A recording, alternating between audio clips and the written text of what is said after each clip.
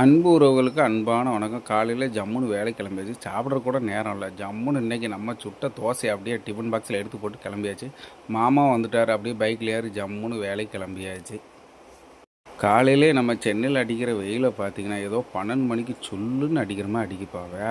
ஏதோ வேலைக்கு போகிறதுக்கு மாமா கூட வந்தார், அதனால் நல்லதாக போச்சு. இல்லைன்னா அவ்வளோதான், அடிக்கிற வெயிலுக்கு அங்கே போய் சோழி முடிஞ்சிருவோம் போல். வேறு லெவலில் அடிக்குப்பா. காலையில் வெயில் கொள்ளுன்னு கொள்ளுதுப்பா, தாங்க முடியல மாப்பிள்ள.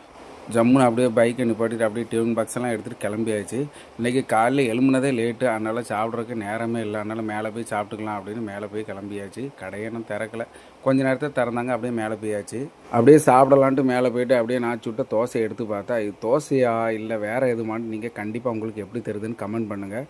இதை எதை வச்சு சாப்பிட்றோன்னு பார்த்தா நம்ம கிராமத்து ஸ்டைலில் தான். அப்படியே சீனியெல்லாம் போட்டு ஜம்முன்னு வேறு லெவலில் அப்படியே டிஃபன் பாக்ஸை மூடிட்டு ஒரு 2 குலுக்கி ஜம்முன்னு சாப்பிட்டாச்சு. வேறு வழி இல்லை.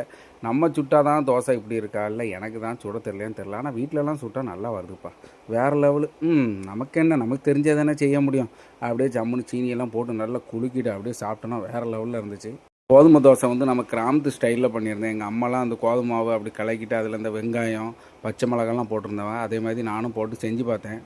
அவங்க செஞ்சது தோசை மாதிரி வந்துச்சு, நான் செஞ்சது ஏதோ களி மாதிரி வந்துச்சு. வேறு வழி இல்லை, அவிஞ்சிச்சு அவியலையான்னு கூட பார்க்கலாம். அந்தால சீனியை போட்டு கலக்கி அடித்தாச்சு. வயிறு பசி வேறு செம்ம பசி. வெயிலுக்கும் இதுக்கும் வேறு லெவலில் சரன்னு சாப்பாடு இழுத்துச்சு.